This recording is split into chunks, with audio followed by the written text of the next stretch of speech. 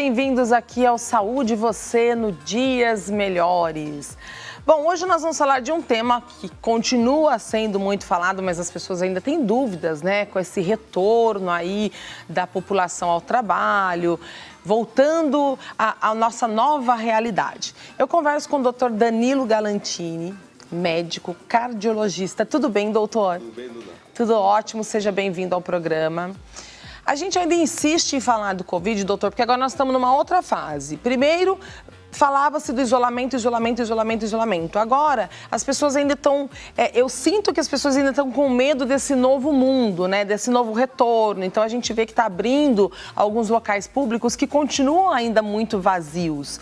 Mas, falando em Covid, doutor, quais as dificuldades que os médicos ainda estão encontrando nos hospitais com relação ao Covid?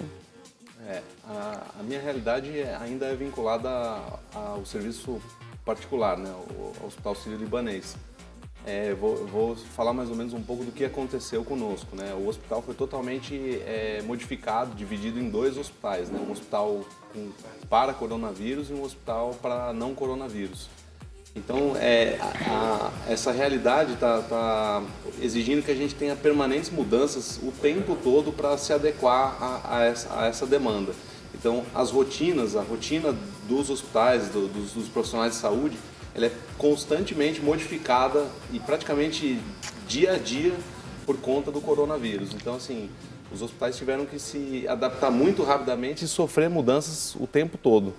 Uma coisa que eu tenho percebido, e eu falei isso outro dia num programa, como que vocês estão mudando todo dia, a todo momento, né? Eu acho que o médico, cada dia que ele acorda diferente, com um pensamento diferente, com um novo posicionamento, com uma nova regra para lidar com essa situação que ainda as pessoas precisam ter consciência que está em fase de cuidados, de prevenção. Doutor, como que faz para saber, por exemplo, em que momento o paciente realmente precisa da intubação? É quando ele já chega com muita falta de ar ou isso acontece já dentro do hospital, pode piorar ao longo do tratamento? Certo. Primeiro, assim, saber quando procurar o hospital. O paciente deve procurar o hospital, toda síndrome gripal é suspeita de coronavírus. Então, assim, a gente está vivendo uma pandemia, então se o paciente apresentar uma síndrome gripal, ele é suspeito de coronavírus. Ele deve procurar o hospital se ele tiver febre, se ele tiver o que caracteriza a síndrome respiratória aguda grave, que é febre, mais dificuldade para respirar, desconforto respiratório. E aí sim, ele procura o pronto-socorro e vai ser avaliado se há ou não critério de internação. O paciente que geralmente precisa de intubação orotraqueal é aquele paciente que está com dispneia em repouso, ou seja, falta de ar até em repouso, começa a ter fala entrecortada, então assim, para falar ele tem que pegar o ar. Se a frequência respiratória dele está acima de 30, por exemplo, então o paciente está muito ofegante e se começa a cair a saturação de oxigênio a ponto de só oxigênio por catéter nasal ou por máscara não é mais suficiente, que é a máscara de Venturi. Então assim, muito, para nós que lidamos com esse tipo de paciente, é bem claro, as indicações são as mesmas para as outras insuficiências respiratórias, ou seja, a asma, doença pulmonar obstrutiva crônica. O que cabe ao médico aí é examinar o paciente muito bem. O que eu costumo fazer geralmente é pedir para que o paciente tire a camisa, deixe para que eu consiga ver se ele está usando musculatura acessória, ou seja, se ele está respirando pela barriga, respirando com... é possível, olhando, perceber se a respiração está usando... ou se está usando musculatura do pescoço para respirar, se está tendo batimento de asa nasal. Tudo isso caracteriza a insuficiência respiratória aguda grave. E esses pacientes são manejados, na maioria das vezes, melhor com intubação orotraqueal. Até eu quero falar aqui que eu estimo as melhores ao presidente Jair Bolsonaro, que foi confirmado aí com o Covid, mas está assintomático, né? Graças a Deus. A gente sempre deseja que todas as pessoas que passem por qualquer problema de saúde, que fiquem bem. Então, melhoras aí ao presidente Jair Bolsonaro, que foi detectado com o Covid. Doutor, como que eu posso dizer, qualquer profissional pode manusear um respirador? Como funciona o respirador? Não, aí, essa é um dos grandes desafios. Então, assim, isso que eu tenho falado bastante. O fato de você proporcionar, de você prover ventilador, respirador, ou seja, tem havido um esforço muito grande das universidades, de engenheiros, de fornecer esses respiradores. Mas você precisa de pessoas capacitadas. Então, assim, a insuficiência respiratória do Covid, que leva ao tubo, leva à intubação orotraqueal, ela geralmente demanda mais ou menos 2 ou 3 semanas de intubação orotraqueal, precisa de enfermagem capacitada, fisioterapeuta capacitado, médico que sabe manejar síndrome do desconforto respiratório agudo. A maioria das vezes o paciente ele é melhor conduzido quando ele é pronado, então deixado de barriga para baixo. E não é fácil pronar um paciente, então quando Tem que ser um profissional preparado. Porque muitas vezes você vai pronar o paciente, você estuba o paciente. Tenta imaginar, por exemplo, um paciente obeso que pesa mais de 100 quilos para você conseguir proná-lo. Então, assim, o fato de proporcionar respiradores, ventiladores, não garante que a população que evoluir com insuficiência respiratória aguda grave vai ser bem atendida. É isso que eu estou querendo dizer, entendeu? Precisa de equipe bem capacitada. Eu falei até agora sobre o presidente Jair Bolsonaro estar com o Covid mais assintomático. E há um tempo atrás houve uma polêmica que o assintomático não transmite. O paciente assintomático, ele precisa do isolamento, ele realmente pode contaminar outras pessoas, infectar outras pessoas? O paciente assintomático não precisa de isolamento, até porque ele não sabe que está com sintoma. Então pode ser qualquer um de nós.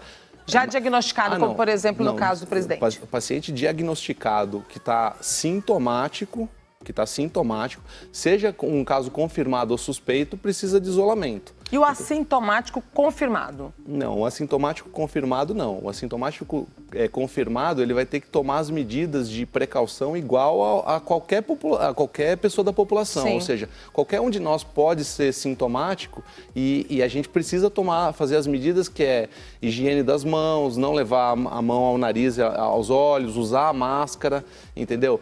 Agora sim, o paciente confirmado, aí é uma outra, confirmado e que está com sintomas, aí é uma outra estratégia. Mas o assintomático, ele infecta, então?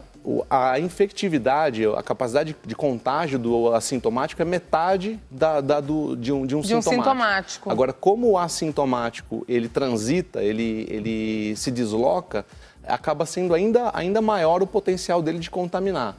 Eu tenho um exemplo emblemático, que é um colega meu, que, assim, na casa dele tiveram a esposa, o filho e ele não teve. Não teve. Entendeu? Então, ele não pegou o coronavírus. Então, isso é um dado interessante que, assim, as pessoas que menos pegaram coronavírus são as que estão tendo mais contato com o paciente, ou seja, essas pessoas tendem a ter mais cuidado, a serem mais precavidas. Sim. E as pessoas que não estão tendo esse contato acabam tendo um certo desleixo, digamos assim.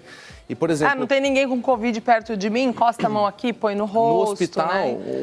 um lugar que uma das coisas que mais transmitem coronavírus é o teclado de computador. Olha isso. Ou seja, vai um monte de gente lá evoluir, passa a mão no nariz.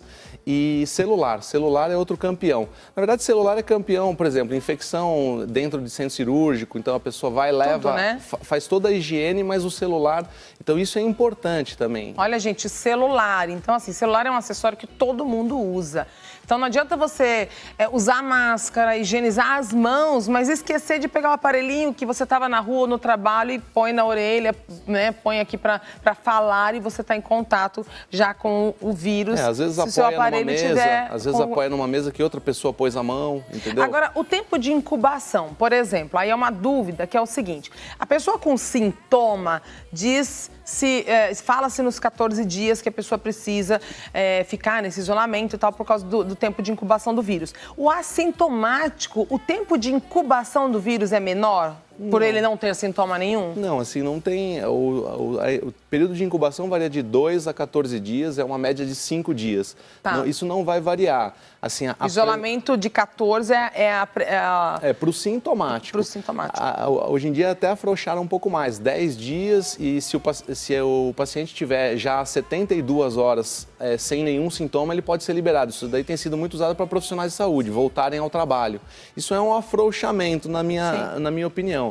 Porque, assim, o contágio, ele começa pode começar 5 dias antes do paciente apresentar sintomas por até 6 semanas. Olha! Então, esse número 14 é um número que é um afrouxamento, assim, um arredondamento que tem fins trabalhistas também, para as pessoas voltarem a trabalhar, mas não é exatamente isso.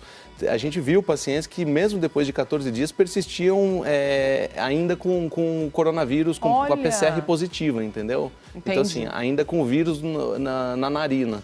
Quem toma anticoagulante, por exemplo, deve suspender a medicação de Covid? Não, assim, não tem essa orientação, essa padronização, isso não faz parte de protocolo.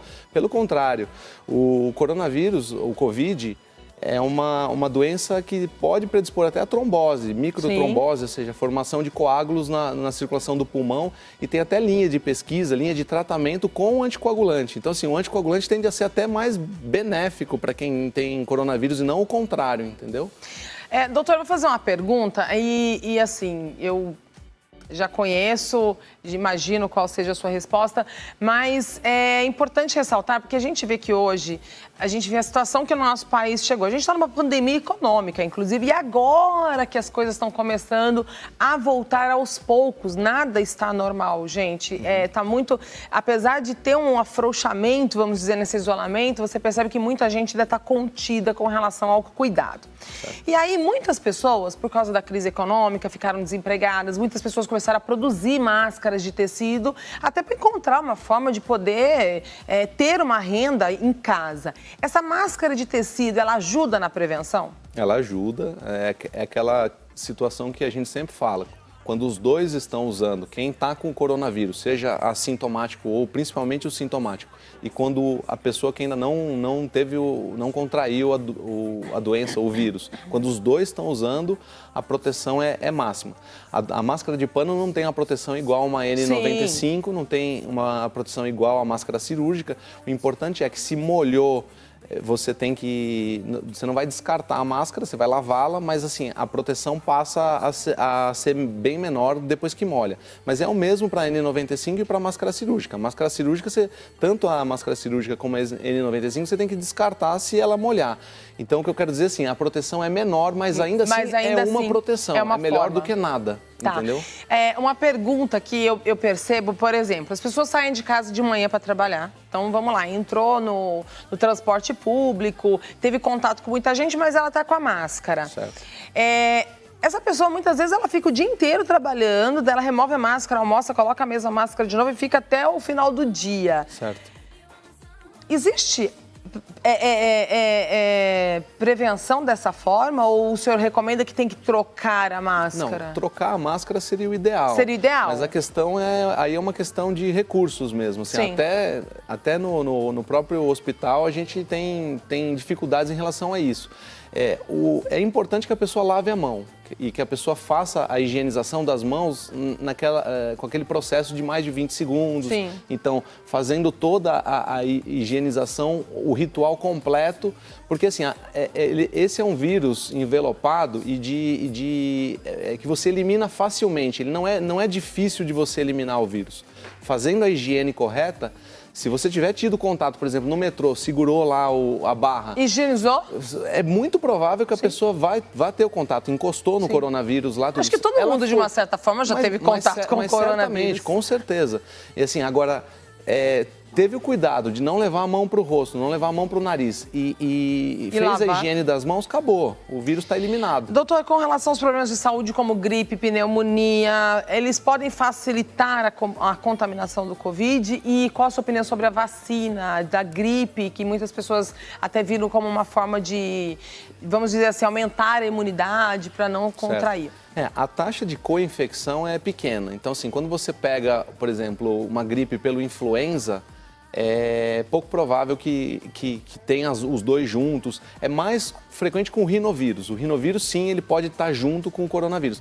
Eu acho que a vacinação é para prevenção dessas outras doenças, a H1N1 e a influenza, o rinovírus, que causam estrago independente do coronavírus. Um idoso que tiver um cardiopata, um paciente com câncer, um paciente com um transplantado, quando pega uma gripe, ele tem grandes chances de falecer. Sim. Independente de ser coronavírus, entendeu? Ou seja, o influenza continua matando.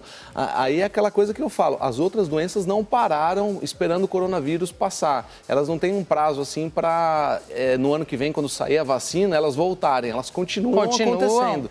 Então a vacinação é importante para isso. Bom, eu quero até parabenizar a todos os médicos, a todos os profissionais que estão à frente nos hospitais, tratando de pacientes de Covid, como outros pacientes, e dizer o seguinte, eu acompanho muito informações e dados diariamente sobre os casos do Brasil, que infelizmente ultrapassaram aí 65 mil casos de mortes, né, doutor? E mais de 1,5 milhão de pessoas infectadas. Sim. Mas a gente tem que também falar dos recuperados, porque os médicos que estão à frente, lidando com essa situação, deixando família, filho em casa, porque também tem pessoas ali que os amam, estão esperando e eles têm que lidar com isso, eles estão fazendo um trabalho maravilhoso, salvando milhares de vidas. Então vamos valorizar também as pessoas que estão sendo salvas. É muito importante a mídia ficar atenta ao tempo todo, mostrar que apesar de ser uma pandemia, existe também as pessoas que estão enfrentando, que estão superando o Covid graças ao trabalho desses profissionais que dedicam as suas vidas a cuidar daqueles que estão, nesse momento, hospitalizados e que necessitam de tratamento, seja ele qual for. Parabéns, viu, doutor? Eu queria só, assim, ressaltar a importância da equipe de enfermagem e da fisioterapia. Totalmente, né? Acho que esses profissionais, sim, realmente estão no front mesmo, em contato direto. E essas pessoas são mães, são pais, têm crianças em casa. Então, acho que a gente tem que render nossa homenagem a todas essas pessoas. Todos os profissionais, os médicos, todos que estão ali à frente, né? Porque você vê que realmente o contato é muito próximo. E o paciente, ele fica tão distante da família, né? Ele não tem contato familiar. Então, eu vi matérias lindas de profissionais usando a foto sobre a máscara. Então, parabéns ao trabalho de vocês e que a gente continue tendo fé em Deus e tendo a certeza de que com Deus e esses profissionais a gente consiga vencer essa fase tão difícil. Doutor, obrigada pela sua participação, foi um prazer falar com o senhor. Eu que agradeço a oportunidade. Obrigada. E a gente continua com você, Gi.